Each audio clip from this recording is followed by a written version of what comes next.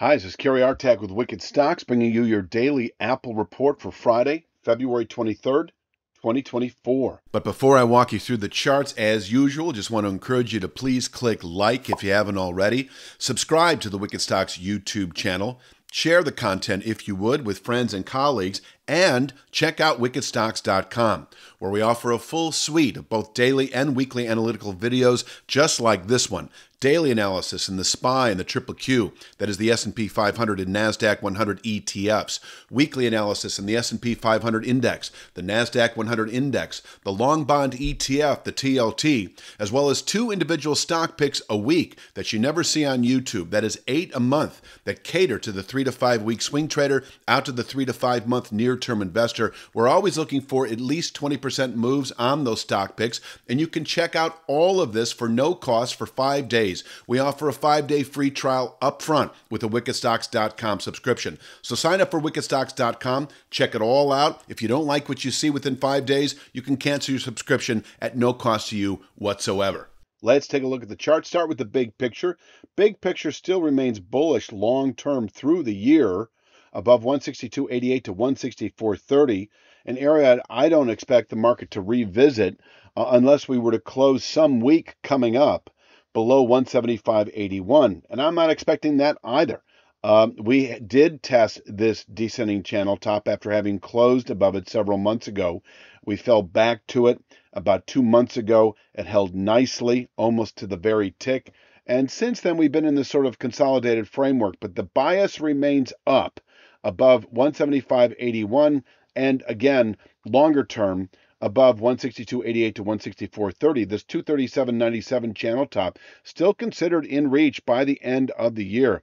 We would, over the next, month or two, need to close above. Now, this will be the daily chart, above the same structure that we could create on the weekly chart, but 197.34 today. We're not going to see this for at least several weeks. So there's that. But let me stick with this chart and we'll jump right into the day itself. 182.15. We opened, it held pretty decently on Thursday. We did slip below it at one point, but not by a great degree. It held, I'm going to say, Thursday's lows, 182.15, can continue to perform that way, containing Friday selling pressures, and above which, I would like to say 189.94 is expected by the end of next week, but we do have a descending two-thirds speed line at 185.98 today that I think can also contain daily buying pressures and is also an upward pivot point into next week. So as I've been saying, it is quite stair-step right now to the upside. The only way I would expect to say, yes, I am now expecting the mid to upper 190s would be if we were to slip back into the mid 170s over the next week or two. Bottom picking territory once tested, the mid to upper 190s in reach within a month or two of doing so. But right now it is very stair step, bullish above 182.15 for the day anyway. Anticipating 185.98, possibly today.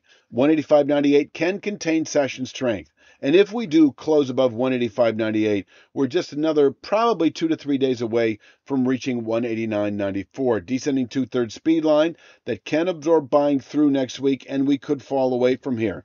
I'm talking to 2 to 3 week swing traders. 189.94 does offer that possibility. But longer term, I remain bullish. Apple above, once again, 175.81, and again above the low to mid 160s. And so, no good reason, I think, to play the short side at 189.94. Say, if you're how should I put this, a 2 to 3 month trader, let's say. This may be good for a 3 to 5 week swing trade to the downside, and we'll be watching that for sell signals on the way back down. But closing above 189.94, and it's not going to happen today, but if over the next, say by the end of next week, we close above 189.94, then yes, within 1 to 2 weeks, anticipating this meaningful 195.36 to 197.34 region, where we could top out by that point in time into April trade and fall away. We could trade in a consolidated framework between the mid 170s and the mid to upper 190s for the next several months. And we've got these little points in between that offer solid day trade and 2 to 3 week swing trade potential. This is your 2 to 3 week swing trade levels all the way up. We closed above 182.15. 185.98 in reach today, able to contain daily buying pressures. Closing above 185.98, 2 to 3 day swing trade to the upside to 189.94, so forth and so on. Let's talk downside today. That if we do close below 182.15, I do see that as a 3 to 5 day swing trade to the downside. And I do think that if we close today below 182.15, you should prepare for 175.81 by the end of next week, where we could bottom out through all of March and turn back up again. So closing below 182.15, I see no good reason to be long Apple through the weekend. If your time frame is 1 to 2 weeks, I see no good reason to be long Apple through the weekend if we settle today below 182.15. Inversely, if we close above 185.98, I see no good reason to be short Apple through the weekend, because early next week we should test 189.94. So we have a downward pivot at 182.15. You can see that DP down pivot closing below it.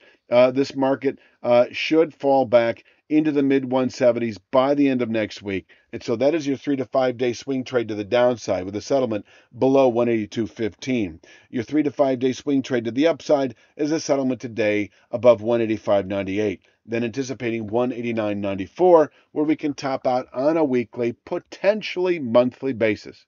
I think that pretty much rounds it out. I am going to leave it at that. Please click like, share, subscribe. Check out wickedstocks.com. We put out a Disney stock pick this week. We'll be doing updates on Friday and a couple stock picks next week, so forth and so on.